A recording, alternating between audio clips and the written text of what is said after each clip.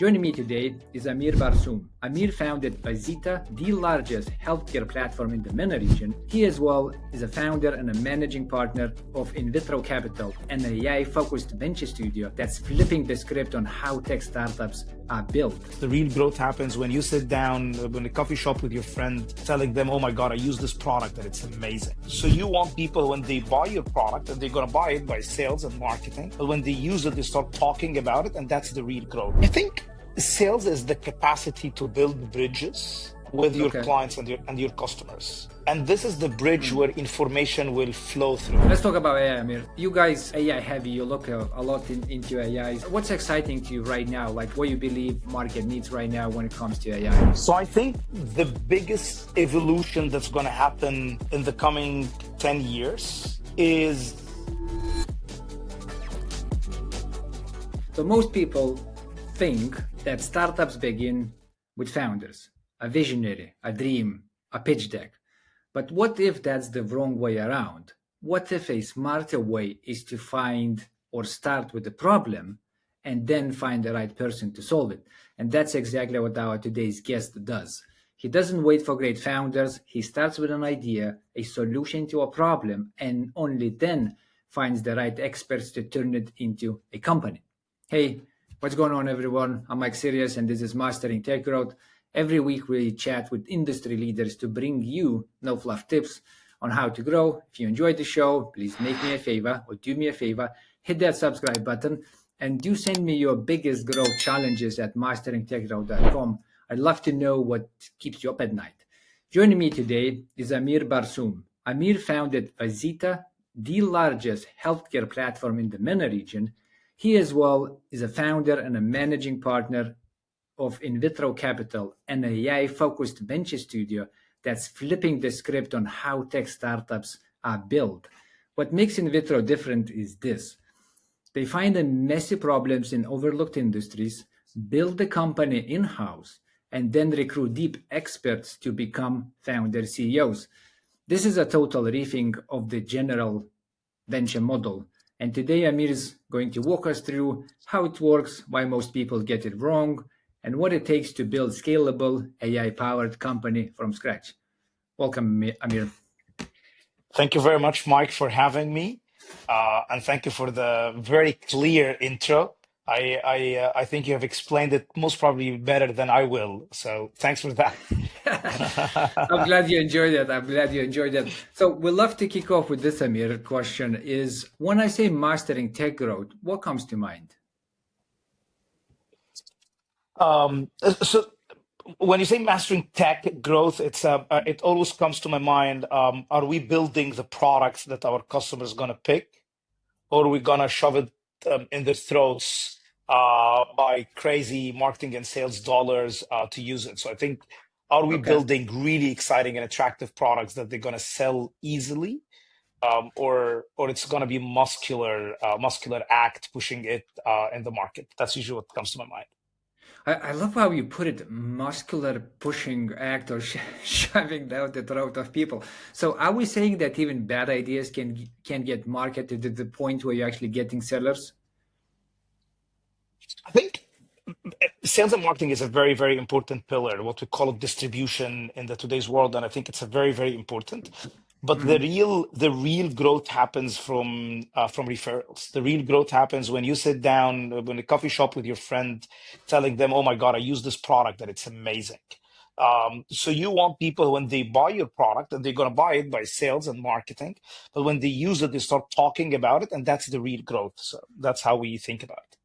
Okay, so two approaches. Effectively, you're saying the best one is that you actually have a solution to a problem and you're having people willingness to pay for that. Like that's the best way we go forward, or that's what comes to your mind when you think about mastering tech growth.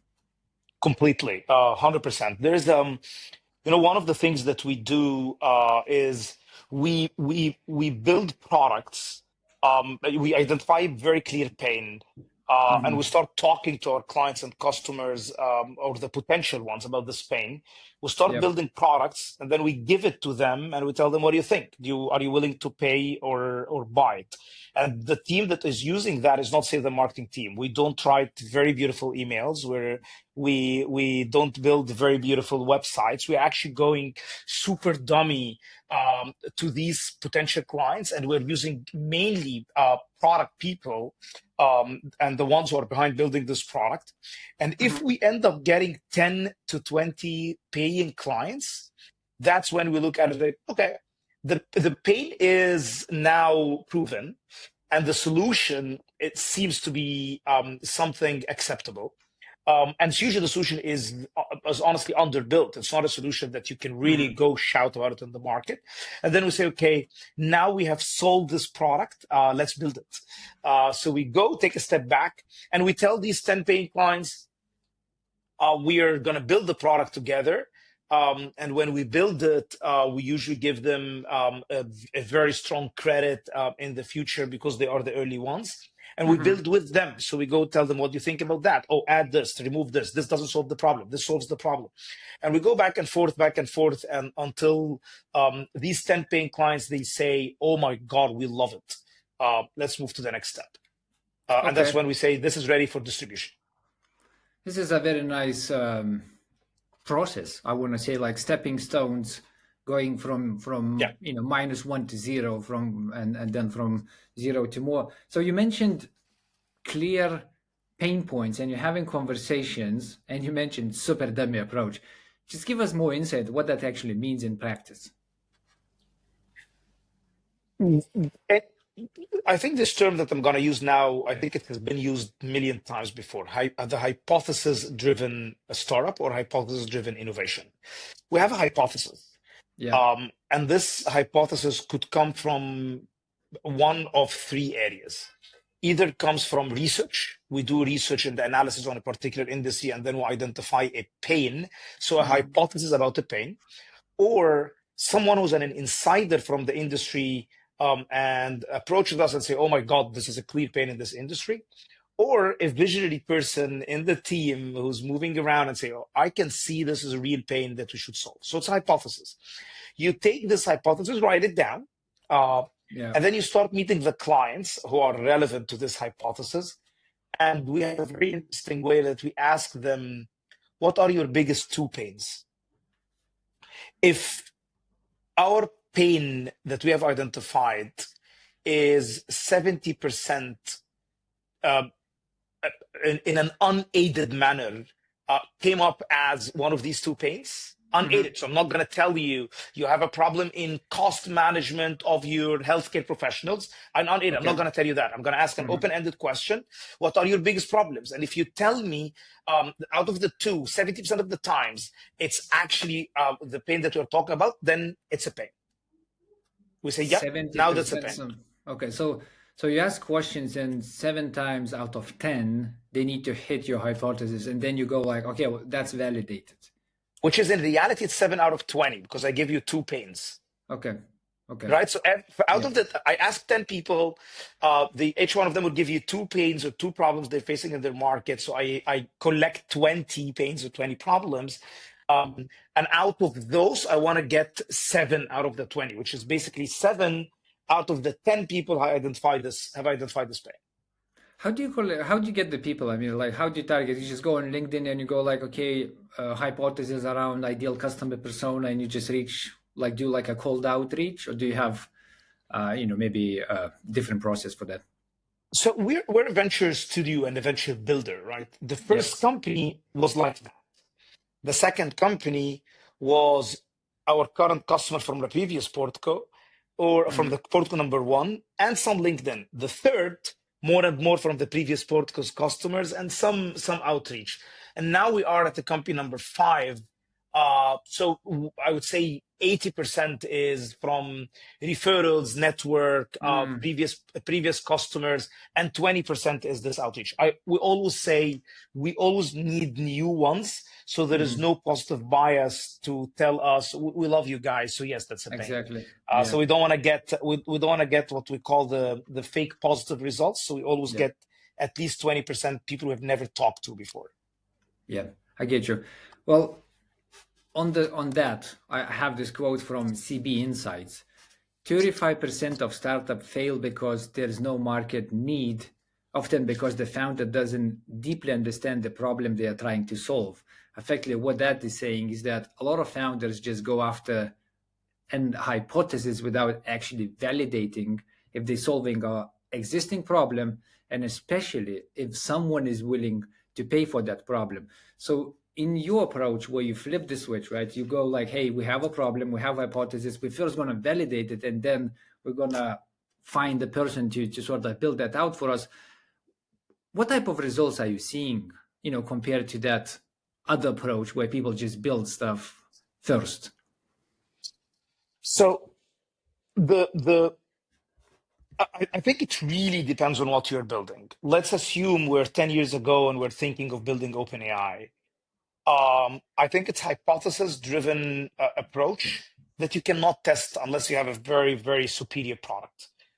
Because if you test the superior product, it's not going to work. If the product is not superior, it's not going to work. It doesn't mean that the market wouldn't need it. So there's type of companies that you need to build superior product, but I think these companies should go the venture capital path. They should not go to the venture studio or even the bootstrapping path. But then there are other companies where the problem is there, and I kind of believe the bigger problem is whether your solution will fix the problem or not. Because the problem, it's rarely in my world, when you say that there's a problem and you go test it, it's usually a problem. But the question is the solution solving the problem or not? And what we have seen is we've tried 6 companies. 4 of them did fascinatingly well, and 2 flopped. Didn't work out. I think the pain was there, but I think the solution didn't work. The solution didn't click. The solution wasn't relevant to the needs of the customer. One of them is a recruitment platform. It didn't work, and it's absolutely fine. One of them was operating in the B2B brokerage space, companies selling to each other. I think the solution didn't work, rather than the identification of the pain. And I will tell you why the solution doesn't work. The solution doesn't work if the solution is too foreign to your customers of how to use it. Like it's too foreign, we're not ready to do these kind of things at this stage. Or if the solution is not monumentally different than what they're doing today. So I will give you an example. If somebody comes and tell me I am using SDRs to generate leads, and then somebody comes and say I'm gonna give you an AI SDRs, but then the price point is 20% different. Productivity is maybe 10% plus or minus. I don't think that's going to work. People are not going to change, and clients are not going to change, including myself. If I'm client to others, I'm not going to change the way I'm doing business unless there is a monumental difference in the impact and the cost. I would say both of them. So monumental. Let's define that monumental. Like, how much do you actually need of that change to qualify as monumental? Is that like double, triple, more times? I think anything that's less than 50% cost reduction, or which is in another way 2x productivity or outcome, I think 2x. it doesn't have a play. Yeah. Okay. So effectively, we're saying that validating problem space or pain points is actually not that difficult, and likely what we're building out has some type of validated hypotheses. But where we see people or startups tripping is actually delivering a solution in such a way that it has that, as you put it, monumental impact. So it actually sticks and people are ready to buy into it and onboard it and change, well, their ways of doing business. That's exactly the case. Yeah, that's exactly the case.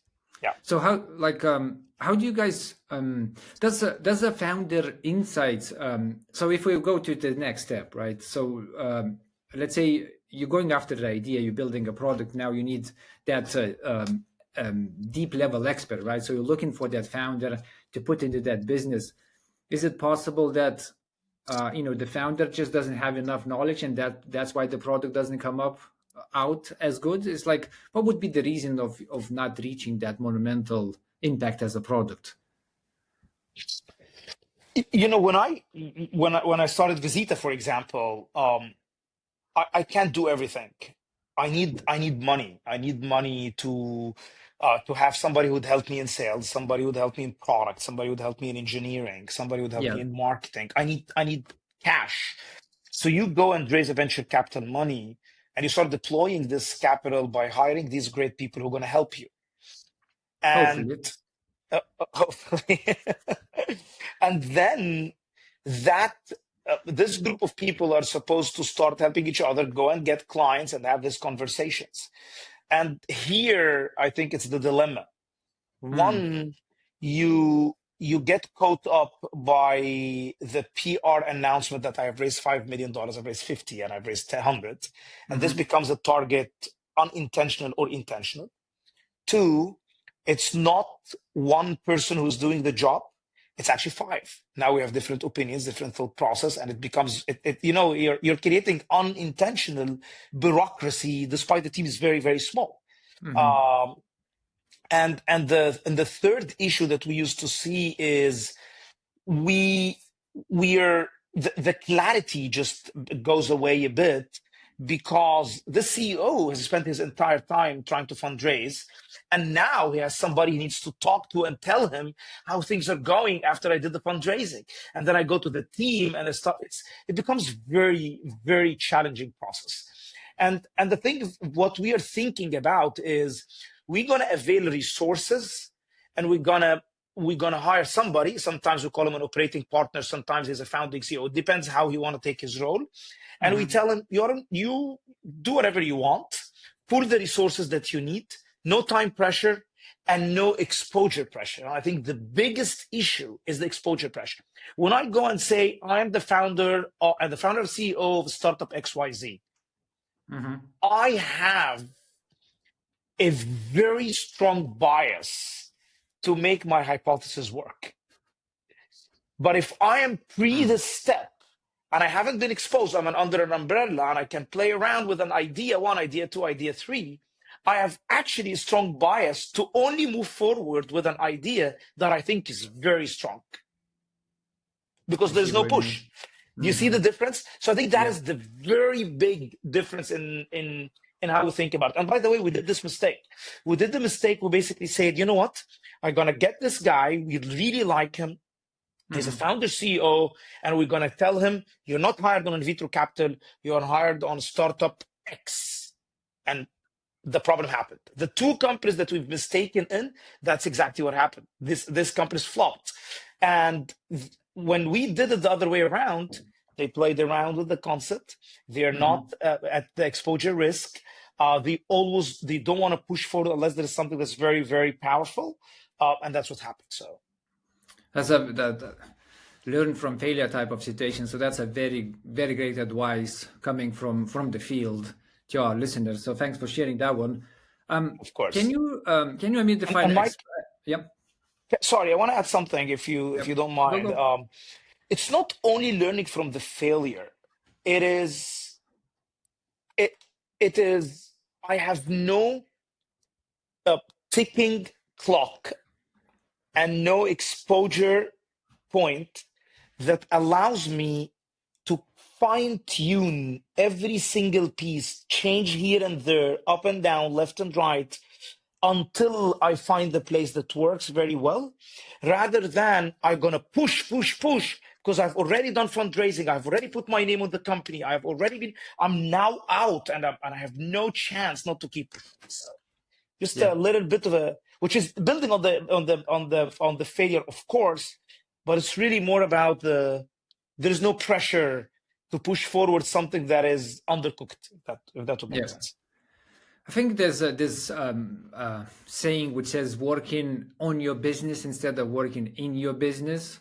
I always feel like if there's a business as usual operation pressure to perform, you want it or not, you get sucked to operate in the business as a CEO. And your role should be a little bit at the distance. Like you have to have some space to actually think well strategically about what you're doing. And once you get sucked into these operations because of that pressure to perform or hit some targets on revenues or not, you sort of lose that sight of actually seeing, I agree. is it the best way to do things, right? So you I sort of definitely. you're fixing that, right? And that's why the model is now a lot more successful, which is great. Is it possible? I mean, define a founder CEO, Amir. It's like I have a couple of examples where a very, very well positioned startup in 2018 was performing very, very well because we were first to market with a good solution. We have very little competition, so we were doing very well. And then, of course, market, as it does, it started showing a lot more competition because people started filling the gaps. And at that point, things were not going that well. And then one of the founders effectively went like, I'm a CEO, I want to be CEO, but he wasn't a CEO, and it just didn't go anywhere. So my question is effectively, is it possible that you hire someone as a founder CEO, but they don't really end up being a good operator, and that becomes the Oh, reason of why oh, it flops? there's no doubt about that. And uh, so we build for profitability. Mm. We are eyeing companies, and we build companies that in 3 years' time they're gonna be cash flow positive. We In three we want years to time. build Okay. we want to build real businesses. We Hmm. don't want to build businesses that gonna pay back in 10 years' time. We want a business that will pay back in 3 to 4 years' time. And And that's this like month, non-negotiable, Amir. Like, that's either you absolutely make. non-negotiable. Okay. And we have very strict timeline for that. That we kill companies if they don't follow if they're not achieving these milestones. And when Hmm. we kill companies, doesn't mean that we let go of the team. We actually recycle the team into another one that we don't think that this is going to achieve the milestone. And if you put a strong talent Hmm. with a strong relevant experience in this mindset, he's going to Hmm. evolve into becoming a CEO. The problem with the tech world is that the fundamentals of running a company changes because you want to exit $1 billion, and if you want to exit $1 billion, you need to be growing like crazy. Growing like crazy means burning like crazy. Burning like crazy which is a mistake that I have fallen into, by the way. Uh, Hmm. Burning like crazy makes you stop acting like a CEO, and you start acting. You do two things. What is the P&L of a company? It's revenues, cost, and hence the outcome is revenues minus cost. Okay. You Yeah. basically start looking at revenues and not cost. And basically, you are a half CEO. And when the time comes and can you look at both, it's over. You have this talent has been doing it in the wrong way, and he doesn't know how to manage this in another way. He doesn't know how to get a smaller office. He doesn't know Hmm. how to hire people without giving them 50% above market salaries. He doesn't know how to not to live not in the media of the PR. I've raised $50 million. He doesn't know how to do that. Hmm. And then you're grounding them to reality, and they just don't know how to be grounded in reality. So that's one issue that I think the venture studio model is fixing. But there's another part, which is what you're talking about. Still, despite all of that, you can find somebody who's not a good operator. And we have defined a good operator. We have seven pieces. I don't know, I'm gonna remember them all, but some of these pieces are the following. One, a good operator or a good CEO is either sales or engineer. Anything else for us is a waste of time and waste of effort and waste of money. You need to be sales or an engineer. And if I would choose, I would choose the sales guy, because the sales guy will go to the market with the hypothesis of the pain, then the hypothesis of the solution, build this relation, come back to his team and build it out. So this is a very big thing. So I think that's one. Two, their capacity to hire a very strong second man or second woman or second player in their organization, who is very strong, who can actually have a conversation, say no, and not get intimidated by that. I think it's a very big factor of how you can be a great operator. The third, I'm not going to go through the seventh. I'm just going to say the third is Yep. really, really resourceful. When the team comes in and say, we have a problem, he basically puts on his gadgets and go to the field to fix the problem. he gets his hands dirty. He is not a Hmm. person who tells you what to do. He's a person who would do it so that his team can follow. And I think that's a very big trait, which usually makes people coming from corporate need to go through the unlearn process before the learning process. I love how you put it, unlearn process before the learning process. And I experienced the same thing. When you're coming from enterprise environments and you suddenly go like, well, I was working with like so many people for this billion type of business. I'm sure I can run a startup with five Yeah. people or 10 people. And then you come in, it's just different room. It's a different ball game. Different things matter. Um, so you mentioned a growth. Well, I put a note, growth at all costs, because when you were talking about being a half CEO, where you just concentrated on the growth and selling, what came to my mind is like 2020-ish market, where we had just huge valuations across the market, and everyone was just growth at all cost. It was just grow, and then interest rates suddenly changed, and people remembered that margins exist, and it just, it just get killed. Like half of the businesses just went under because over leveraged debt and stuff like that. Right. So we're drifting a little bit, but I love you mentioning these negotiables, because I had that question like, what makes a good operator, and do you guys have a non-negotiables when you sort of look at the founder to take on your ideas? So you mentioned seven, you gave us three. These are all very excellent. Can I actually ask why you prefer sales? Is it only because they can just sell and get the revenue, or is there some other reasons? I think sales is the capacity to build bridges with your Okay. clients and your customers. And this is the bridge Mm. where information will flow through. I always think there's engineering here, there's customer here, and there's the bridge, which is the guy who's doing this, what I call it sales, or call it relationship building. And Okay. then Mm. information will flow. I take the information from the customer, give it to my engineer in a very crisp approach, concise and crystal clear style. Okay. Take the product that was built and give it to the customer and tell him, try to use that. You keep doing this 10 times, 20 times, 30 times, and then you will end up having something that is very powerful and you can go to the market with. That's not All right. only the engineering side, but then after a time, there is the pricing. What pricing works, what pricing doesn't work. Also, Mm-hmm. the messaging. I tried it yesterday and I'm going to try a different thing tomorrow. These are the kind of things, these are the kind of playbooks that you need to say, I did the product, I did the pricing, I did the messaging, I did the channel that are going to reach out my customers. Who's going to test all of this? I think it's a salesperson who is Mm-hmm. capable of having conversations, building relation, opening the doors, going through the door, sitting down on the chair, having this conversation, taking it back to the engineer and doing and building this.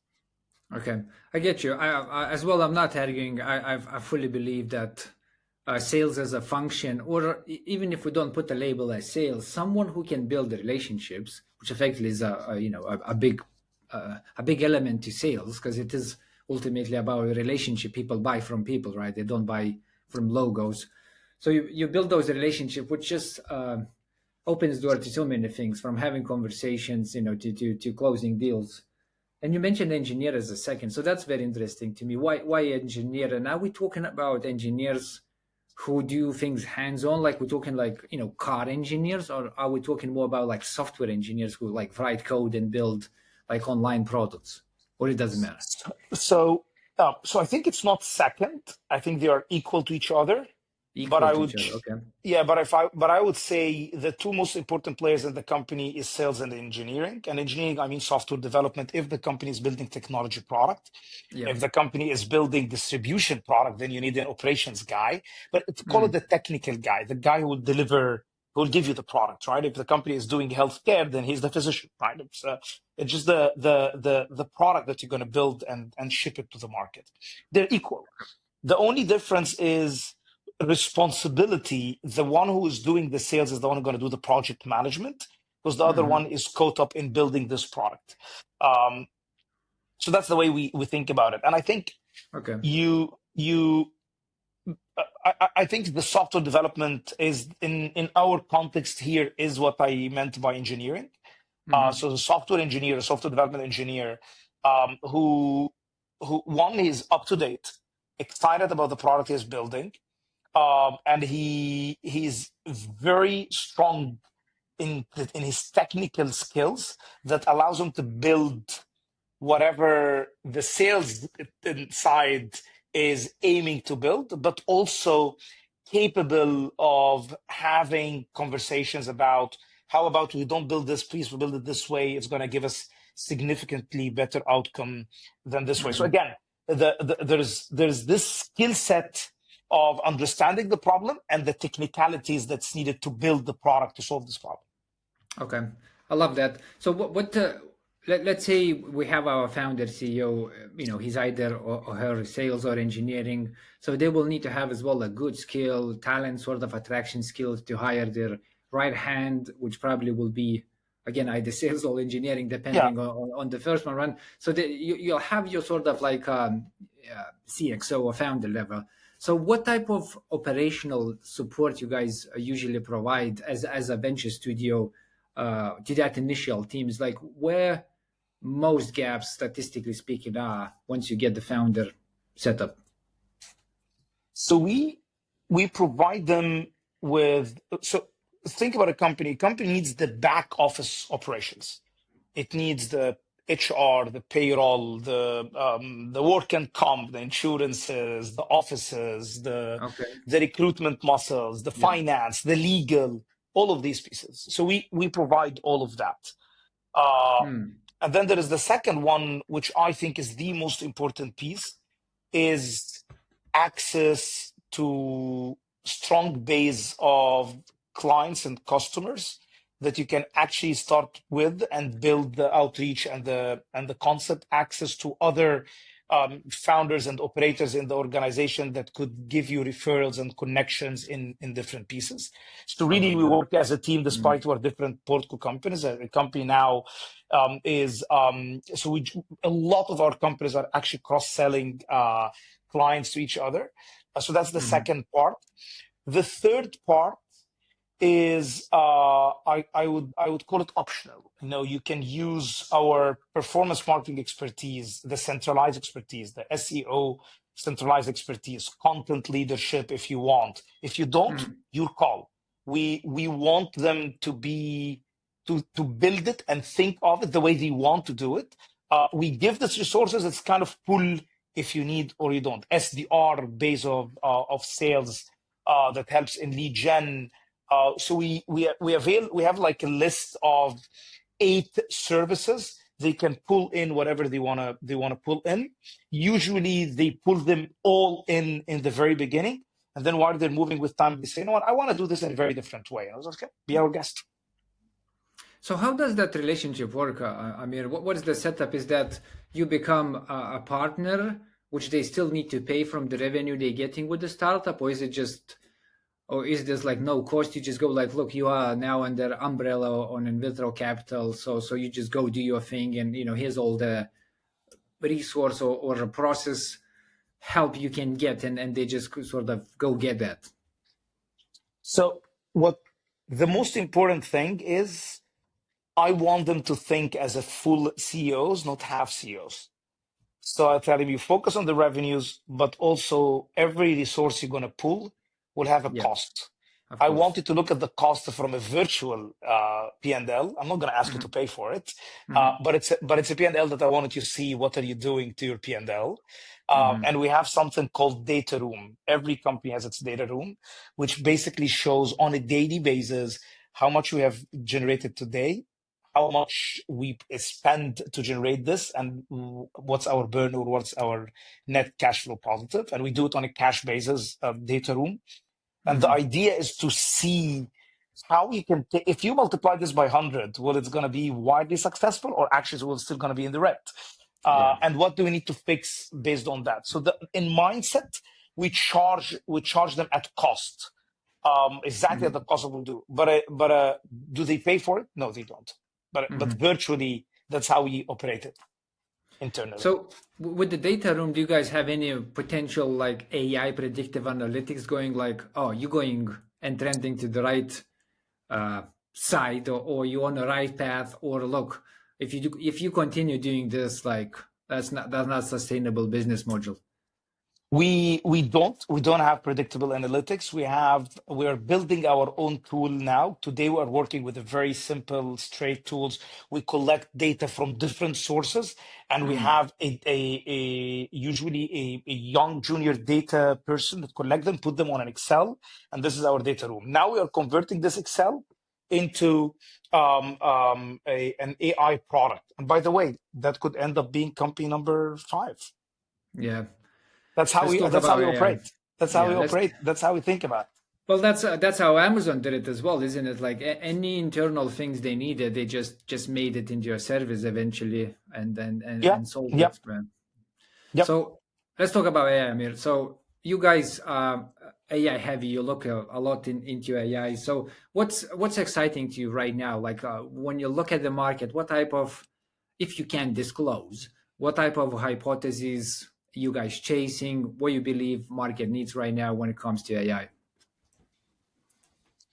So I think the biggest evolution that's going to happen in the coming 10 years is changing the jobs of today that is done by humans Mm-hmm. to make it basically excluded and done by AI. And I do not envision this leading to unemployment. I'm actually envisioning this is the growth of the market size. Before, we used to increase the market size by basically adding software and creating some efficiencies. And I Mm-hmm. think this is going to be accelerated by 10, 20x. Instead of having one person who's making 40 phone calls as a customer care, he's gonna be moving to a team lead, and he's gonna be managing 40 AI agents to be doing that.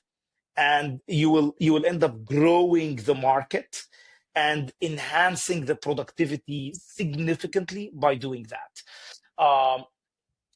So the reality is really what you can move from being done by humans to be done by AI solutions. And that would increase productivity dramatically, reduce cost dramatically, and also increase the quality of jobs in the market. So instead of you're doing the repetitive, um, orchestrated jobs, the jobs that are more repetitive, that doesn't have a lot of sophistication, is that you're going to be managing AI agents that's going to be doing that, and hence you are actually availing very different type of quality of jobs, which is what we have been seeing in the last, and again, in the different evolutions of the previous generations. I think that's what's coming into the coming generation. So that is what excites us a lot. I'll just give you an example. Legal. Mm. Think about legal. You could go back and forth with a legal attorney, again, 70, 80 times to produce, and maybe 20 times to produce a contract that is fantastic contract to use. Uh, and you're going to pay crazy amount of dollars. Is there a world that we're seeing this will be done by AI agents, and then the legal attorney would have a look at the end of that, so the legal attorney can do way more number of contracts, and on the other side, per contract, the pay is dramatically lower. We're definitely seeing this going to happen very, very soon. Mm-hmm. And you can apply this on different jobs and different functions, and even the physical things. I think robots will come in, which is also part of the things that we're looking into now. Uh, I love you calling that out, and I share that vision very strongly as well. Where I spend majority of my time is what is called agentic automation, and effectively you have just automation workflows, and that, that's not new. Automation was with us for like 2 decades now. But what became very cool is that in your automation workflows, you can add AI agent, and you can trade that agent to make decisions for you. It's not. I mean, you can put a general like ChatGPT, Gemini, Claude, any of the big LLMs to make these decisions for you. But you can as well take LLM and train on your own information and your own data. So the decisions they will be making will not be with potential of hallucination. They're gonna be making decisions on your information, and they do make those decisions, which again advances your automation workflows to the next level. So suddenly, you have thinking in your workflows, where before that it was just like almost like a binary execution of the workflows, where now you're adding some brains. And in the very beginning you talked about formulating hypotheses. So what I have and how we prepare two episodes, and how we look at trends, is that this is a fully automated workflow with agentic AI in it. Is that we follow what people talk on Reddit. So we follow, entrepreneur subreddit and some others ones, and we see what type of topics people are posting. So we take the comments as well, and all that workflow effectively has an agentic AI to spit out good topics. And then once we have good topics, we actually go to LinkedIn to find people to talk about that. And that's just all, fully automated, and it just spits out me like a report I can manually look at. So that's very awesome. And you mentioned as well sales call. So I did a test on that, and I actually took all my guests, I put their phone numbers, and instead of having an AI chatbot, which everybody has AI chatbots, it's very easy to plug and play right now. You just take the same AI chatbot, but what they say back, you put it through voice, you put it through AI voice, and then you just make a phone call and allow people to have a chat with chatbots, right? So you can do the same for sales. It didn't really work that well, if I'm being honest. I feel like I agree. there's a couple of steps to actually get these agents to the point where they can actually close deals on a phone call. But we are getting on the show a cold caller expert who's going to sort of talk about this topic a little bit more. But it's very, very exciting how, as you rightfully put it, people will become orchestrators of these AI agents, of these AI agents. or they're like digital assistants or digital co-workers or digital colleagues. It's a very, very exciting picture. So from that perspective, I mean, how you I comment on this. go. We have been living in a world which, in my very, very simple terms, when you were using to build technology before, I call it as the if conditional technology, where you basically say, let's assume I'm building a customer care agent. In the previous world, I'm going to tell them, if the client tells you I have a problem in blah, blah, blah, send it to support, the second level support. If the client says do that. It's an if conditional kind of thing. So it depends on the number of if conditions and how they're orchestrated together. You can actually build an efficient one. And for that, it has very, very strong limitations. And that is the previous world. So we never really created AI agents. And then today, you don't tell the agent the if conditional. You actually tell the agent, learn from how we responded before, and think towards this outcome. So you start telling them, this is the outcome I want you to achieve in the call. These are the parameters that I want you to respect, and go have fun. That has changed the world dramatically, because all of a sudden, my agent can handle implicitly millions of the if conditional, and he can actually think pretty much like us. There is some hallucination, but guess what? We ourselves hallucinate. We ourselves get angry on the phones. We may not pick up the phone because we needed to go to the restroom, or I'm coughing, so I can't take the phone, or I'm sick. That is the evolution that's coming our way. And I think the person who used to do the call, he has immense expertise that we need him to manage these AI agents. Otherwise, who's going to do that? You need this person. So you kind of upgraded the quality of the job of humans, and you've given the very repetitive thing to AI agents. So I think honestly, we're gonna see things that 2 years ago would have thought of it as science fiction. I think we're gonna see it as reality. So it's very exciting vision, and I think the quality of services will go up simply because Dramatically. of the human error, removal, which is one of the bigger promises of agentic AIs. And we actually have had a founder and CEO of a very big call center in United States called Regal, and he was like, look, I'm gonna tell you that people will prefer AI agents for support than humans. And I was like, I'm not sure. Like, if I'm talking with like Amazon support right now, I actually don't like its AI agent because I don't feel like he knows what I'm saying, and I just want a human to look at it. And he was saying it's just a matter of time. Just give I it agree. couple more years, and they will do so much better job and so much quicker that I will agree. not have these wait queues. You like in the line 6 to 8 and stuff like that. So it's very I agree. yeah, very cool to see where we're gonna go. So now I have this question, Amir. When you look at the hypothesis and you look for these new things to build out, I'm sure you have some type of decision checklist or prism how you look at the problem space, and you go like, you know what, this is a good for AI, or you know what, this is not really a good for AI as a case to sort of resolve and build this business upon. So I will say something, and I think I think there's a lot of hype on AI, but I still think, looking at what things could be done, I could even think that still until today it's underhyped.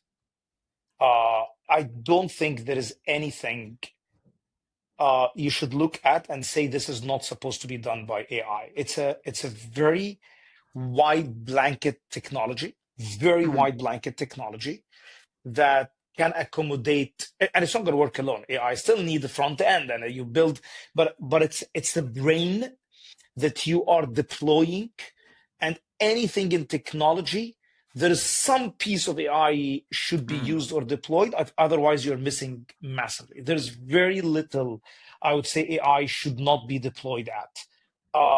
And I think of AI from a technology perspective. You use AI to develop, which is the AI coder and AI development tools.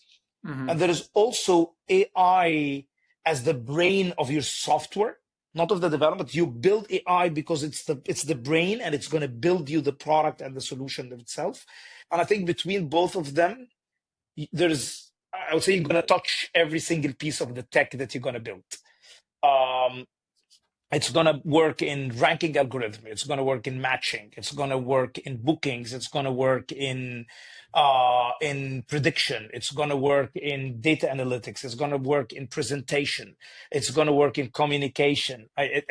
There's very little things that you wouldn't see AI acting on, and or playing a very significant and transformational impact on what we are seeing today and yesterday, on what you used to say yesterday.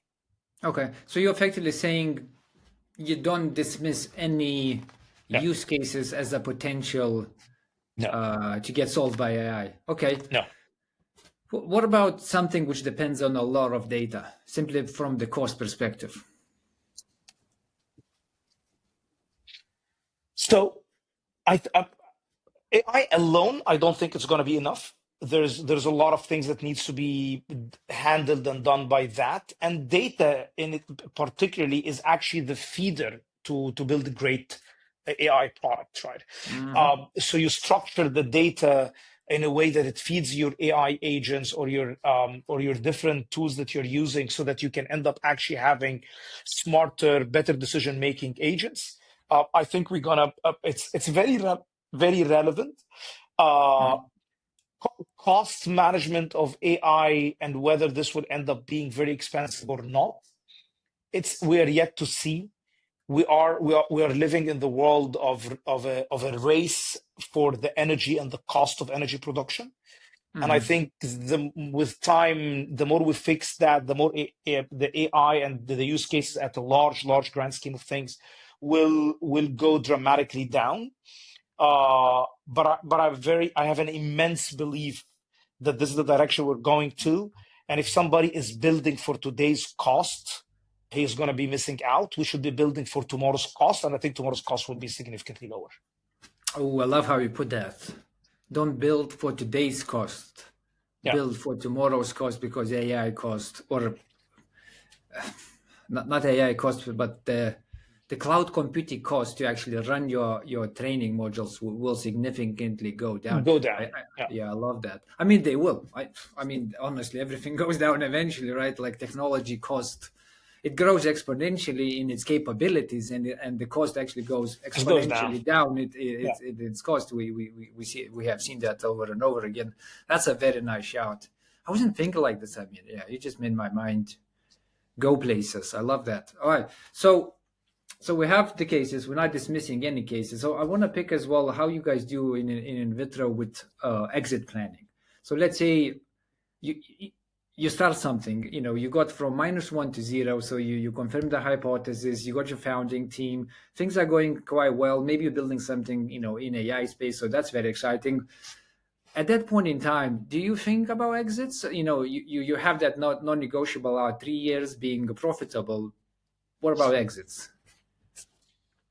So we build for profitability, and when we are profitable, that's when we start thinking about what kind of exit options we have. I think we have three types of exit options in what we're looking at. Either it's a company that we want to hold and we don't want to exit, where most probably for anyone who has co-invested with us and wants to exit, we're going to do capital restructuring. And there's one company that we're going through this. And towards the end of this year, we're going to exit our investors who have, on an average, they made 8x in 3 years. So capital restructuring is one thing. To exit to, and by the way, I'm doing it in a scale up manner. So this is the first type. The second type is to exit to private equity. And because we are profitable and we build companies that are quite sizable, but not crazily overvalued, it's actually very, very reasonably valued. So it's a fantastic partner and fantastic feeder to private equity firms who are in turn are also seeing significant decline in the potential candidate of companies that they can buy. They have a lot of dry powder and they're looking for players like us. So that's the second player. Or third, which is the largest and usually the most the best returning capital, is to sell to a strategic. And these are the three pieces that we are looking at if you are going to exit, play portco by portco. Okay. So I think that's what's in our mind. Okay. Can you talk a little bit about capital restructuring? That just once you mentioned, I just remembered this horror story where we had such a bastardized capital table that no one wanted to touch it. Like we literally had issues raising money for Series A because of mistakes done during bootstrapping phase. It had like 46 people in the cap table, from 0.2 to like 1%. It was terribly done. So you mentioned that one. So how do you actually go about solving that problem? How do you restructure your cap table? So first of all, our cap table would never have this. Our cap table usually have an SPV or a vehicle where if anybody wants to invest with us, they go into this SPV or this vehicle. So it ends up being one person in the cap table. Okay.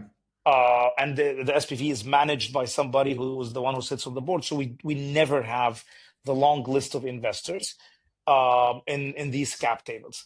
Capital restructuring or capital restructuring is you basically go, or leveraging, you take a debt because this company is making money and all the banking sectors and the lenders are willing to give you money. We take the money to buy back shares from current shareholders. So I'm gonna take debt of $5 million or $10 million so I can buy shares from the current shareholders, and you pay this debt over the time because you are a profitable entity, which is something that has nothing to do with the venture. But if you think about it, the real world, that is the day in, day out operations. The only thing is that tech companies, they don't think of getting into cash flow positive. So this option for secondary exit doesn't happen. But that's how we think about it. Yeah, as a founder, you don't really think about these things, right? People get excited about just launching businesses. They get excited about getting their idea to the world, and then they sell it a couple of times, and it's very exciting. But the picture of being successful business is so huge that when you think about founder and business operator, there's so much you need to know to actually compete alone against the whole market. It's insane amount of knowledge and skill that you need to have. But being a partner with such a venture studio like in Vitro, it's just so much you take away from their plate, so they can just focus on just getting the product better. I love that. And and That's it's excellent. if you think about the statistics of it, Yeah. the number we are the whole premise is, instead of trying to be in the 0.0001% of the successful stories of the world, will give you the chance to be part of the 20% probability successful story, and the yield is fantastic. Rather than losing every single thing aiming to sell for $10 billion, how about you just exit making 30-40 million dollars, because the company have exited at 150 or 200, achievable target, no crazy risk, building real businesses, and you own your own decision. I think that's how we think about it. Yeah, I love that. When you have this conversation with young founders, especially the ones which just sort of entering the game, they always have reservation of giving out equity, and they always like, like, oh, if I give 10%, I'm only left with 90. Well, I mean, 100% of zero is still zero, right? And 1% of something which is 100 million, that's, And we that's an don't actual million, right? and So we it's don't like, get founders who have ideas. We build the companies first, and then we go and tell Mike, would you like to join us to lead the company that we have built? That's the way we operate. yeah, which is always So, exciting. I mean, maybe it sounds like a job proposition, but then if you dig into it, if there's equity on the table, if there's of some course, other incentive, suddenly you just become business operator. That's you just jumped levels, right? exactly, That's exactly. tasty, right? Yeah, And we're very, very generous with this equity. So I love we're that. very generous with the equity of a hired CEO, and we call him founder CEO. So Mm, we usually don't get the very, very young ones. We actually get the experienced ones who have been in the market for 10 to 15 years, have managed teams, and they know how to manage P&Ls, and they are very relevant to this industry. They look at mm. what we are building and they say, "Oh my God, I can see this. It's happening. It's very relevant," and that's how we build it from there. That's a very nice. It's a great module. I love that. And I know our listeners listening right now going like, how do you apply? Like, just tell me where I need to send my CV. I want to be part of your backlog of potential founder CEOs. How do Uh, you source these? Like, what was the just process? send to jobs@invitrocapital.com. Go to my LinkedIn profile, send to me. I'm crazy responsive to anybody who would want to have conversations. Mm, Or send to info@invitrocapital.com. So we're very responsive. Our team likes the people who approach us cold. I love the cold approach. It makes me feel that they're doing their job and doing their homework. Just mm, some cold emails come in, writing our spelling wrong, or basically misplacing the name of the company. If you do these things, we're not going to respond. But if you have a thoughtful process, you understand what we offer, you tell us in concise manner why we should be thinking of you. You'll find us very, very responsive. So that's info at excellent. Invitro Capital, jobs at Invitro Capital, or send to our LinkedIn profiles. Will always be very responsive. We'll put this in the show notes as well, Amir. I Please. just so sort of dropped this. I was like, you know what? I will send my CV to you. I will send it tomorrow. I'll go like, look, this is what I want to do, Amir. Right? All right. Let's do a rapid questions round. So it's a quick questions. Effectively, it's questions which I'd love to hear your opinion upon, which don't fully go with the topic of the theme, but I still want to sort of pick your brains, right? So, what's the first sign you picked a wrong founder for a validated idea? It's like, how do you know you made a poor choice when it comes to Very founder contrarian CEO? if he leaves the office at 5 p.m. If they leaves their office at 5 p.m., so effectively we're saying, what we saying? I'll explain that. It leaves I'm office saying 5 that p.m. Okay, I'm okay, saying that yeah, hard work beats smart work left, right, and center every single time. right. I don't think that's contrarian. I mean, yeah, okay, we have I some like opinions. smart Yeah, people. I like yeah, smart people, but I want to partner with hardworking people. yeah, Because if you work hard for some time, you're gonna become smart. That's yeah. That's basically how it works. Brain is like our muscles. Just put them to work out. Go and do workout. You're gonna Hmm. become powerful. And I think brains needs a lot of hard work. Hard work would make it much smarter. I think anyone who joins a building companies and he thinks Hmm. it's an 8 hours job, I think it's an absolutely wrong hire. Okay. So if someone looks at effectively at that opportunity you just gave them to be a founder CEO for a validated idea which has huge potential, and they treat it as a job and they just clock in, clock out, that's a wrong founder CEO. Yeah, we would usually Okay. proceed to, yeah, we don't think this is the right match. Yes. Yeah. Culturally unfit. Yeah. You're Culture not a fit, I think culture fit. actually, I think you're not a culture fit, but most importantly, you're gonna fail and you're gonna take us with you down. Yeah. Nobody Oh, yeah. builds his own business or build company from ground. And by the way, it's not only about the founder. Every Mm. single person who works in vitro capital, we tell them this is not an 8 hours job. This is not a job. You're gonna get equity in something that has been validated. We're Mm. expecting you to build this with your heart and excitement, and you need to have the mindset of putting the hard work. And I think Yeah. there's always like, if they don't want to do that, it's fair and it's respectful. It is just not for them. Yeah. I get that. And you have some, work life type of balance situations. And, I've seen some books as well. I never read these books myself where they talk about 2 hours, 4 hours type of week and do work. I just sort of had like a glimpse and chat with some people advertising, for such a lifestyle. And I subscribe to to the hard work type of domain. Maybe it's a workaholic perspective, but I as I, well I, I don't believe that you can achieve a lot by you know, putting I, less time in it, right? and I think if you're, I think those who talk about the 4 hours, 6 hours days or the 4 days week, whatever, I think Mm, it's fantastic advertisement because people want to hear that, yeah, and they say yes, these employers are bad and whatever. But we all know that this is, I think this is fake. The yeah, second thing, if you enjoy what you're doing, you wouldn't have the feel that it's work-life balance. It's a work-life integration, which I've read it in one of the people posts, I think mm, 2, 3 days ago. I think it's work and life are interlinked. If you are unhappy at your work, you're not going to be happy at home. You're not going to be happy with your friends and the other way around. mm, And after working 2 to 3 years, people in work become your friends. And I think there's enjoy what you're doing, you wouldn't feel that you're working. If you're not enjoying what you're doing anyhow, this is also another sign that it's not for you. yeah. It's gonna be a pain if you don't Yeah, enjoy what you're working, and then you see those titles and you want to move away from pain, which effectively is yeah, only two. It's only two big motivations we have as a human, right? Is moving away from pain or moving towards the pleasure. So you see someone saying you can be, yep, rich and have Lamborghinis with 4 hours a week.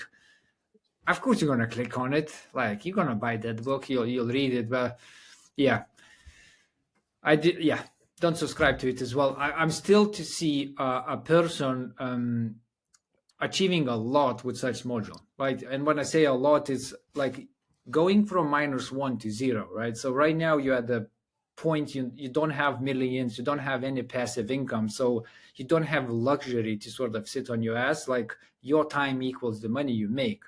I never seen people in that area doing like 2 hours and somehow yeah, becoming millionaires. I did see people and have a couple in my network where they reached a point where they have passive income from like dividends and as well royalties and things like that, where they can allow themselves to think more and do less. But then as well they have like a bunch of virtual assistants which do the job for them, so they're just leveraging yeah. the money to buy the time, right? But ultimately there's still someone doing the work. Like it's just so not possible, right, without doing their work. Okay, cool. What's a very common mistake people make when they try to follow the venture studio model you have seen? Is that they build their companies and they go pitch it to venture capital firms. I think this is a very unique type of venture studio. Mm, And I think if anyone who wants to work for a company that thinks this venture studio is going to accelerate the seed stage, then he needs to be very picky about that. The venture studio does that. A company like In Vitro Capital, we build companies for profitability, and hence it's not designed to the typical venture capital kind of deal making. I Mhm. think this is something we've seen and we're educating the market about. That we're building for profitability, we're building for building businesses that are sustainable, not Mhm. businesses where their job is to keep on financing and fundraising. Okay, I love that. What's one repeatable system every early stage startup should have by month 3? I actually showed 2 by month 3. So 1 quarter in, what type of system should you have? As a type of a software to use. No, it's just like a repeatable, automated type of workflow, which potentially says that you're doing well. Cold outreach, lead generation, support, or whatever in your view. I I Just think I think yep. in month 3, every company, every person in the company should have a methodology to do at least 3 to 5 outreach every single day. Okay, so we're saying And basically I'm not talking have about a process. salespeople. Yep. Yeah. Yeah. Have a process that people gather every 3 months, sit down, sorry, after 3 months, they gather every 2 or 3 weeks, sit down together and say, how many outreach have done, how many outreach have done, how many outreach have done, what happened there. People Okay. do the outreach themselves with their own hands, and Yeah. it's not dependent on any person. Everybody in the organization should do that. Everybody. I love that. So we're basically saying make sure you're having conversations with the market in a nutshell. Yes. Yes. Okay, cool. What does a studio ready founder look like on day 1? A studio ready founder is exactly the same thing as so it's a founder plus 1 year. It's usually we save the first or plus 2 years. We're basically saying, I want you to come in willing to roll up your sleeve, go to the market, continue building the great product, building bridges. And I think the mindset that I'm going to basically look at life in day by day, not even Mhm. weeks. In this day, what did I achieve? And next day, what did I achieve? The third day, what it's really this is the hyper mode because we get the founders and the CEOs at the moment when we say this is ready to go to the market and go build client base as fast as you can. So Okay. this is the So it's sort mindset. so it's sort of like a competitive bias towards action type of personality, just like a Yeah, yeah. go-getter, right? Like yeah, Go-getter and the yeah, winner mindset, yeah. and would never take no for an answer and keep pushing this product, but also have the mindset of reiterating the process, reiterating the product, so that it makes the go-to-market easier and easier and easier. Okay, it's excellent. What's one question every founder should ask before applying AI to their workflows? Why I haven't done this 1 year ago? What mistake I have done that makes me wait all of this I time? love that. What did I learn from not doing this yesterday? I Exactly. love that one. What should every startup have in place before talking to strategic acquirers? I'll say something very interesting here. In my Mm, view, they need to be in a place that they don't need to talk to the strategic acquirers. okay. Build a company that you don't need to Mm, talk to strategic acquirers. If you go there while you're burning cash, God be with you. If right. you're going there in a very strong position, you're growing, they should be willing and excited to talk to you. Both cases Mm, happens, both cases end up actually in succeeding. If you are not burning cash and growing, that is the place you should go to talk to strategic acquirers. okay. So we're saying basically be in a position where cards are in your hands because that's Yeah, likely going to lead to a much better negotiation for you. Otherwise, yeah, and don't yeah, play poker. yeah, It's not like you playing the smart dude in the room. It's not going to work. Strategic acquirers are slow. The mm, people that you're talking to are employees, even if they're very senior. mhm, There is no time rush that they need to deliver on. yeah, If you are the one who have the time rush, you have lost. I mean, go yeah, with optionalities. exactly. Have options, 100%. Yeah, I felt, I mean, yeah, we raised a couple of times from a position of weakness. It's just terrible. I mean, you don't it's get terrible. what you want. It just feels shit as well because you're getting just, it's, yeah, it's just not great. All right, what's one mindset shift that helps non-founders become successful startup CEOs? I think we talked about it. By the way, I'm A little crazy bit. about the hard work thing. I'm crazy about it. Yeah. So Crazy, we crazy just, about yeah, it. Like if and yeah. I'm vocal about it, and I'm not shying away from being vocal about it. Mm-hmm. I think do not ever touch this world unless you're willing to put 10, 12 hours a day. Just don't. It's gonna be misery. This is the Mm-hmm. reality. And it's not the 8 to become 9. No, it is a lot of work, a lot of work. Because if you and it's not by this, it's not like you should do that. That's what happens.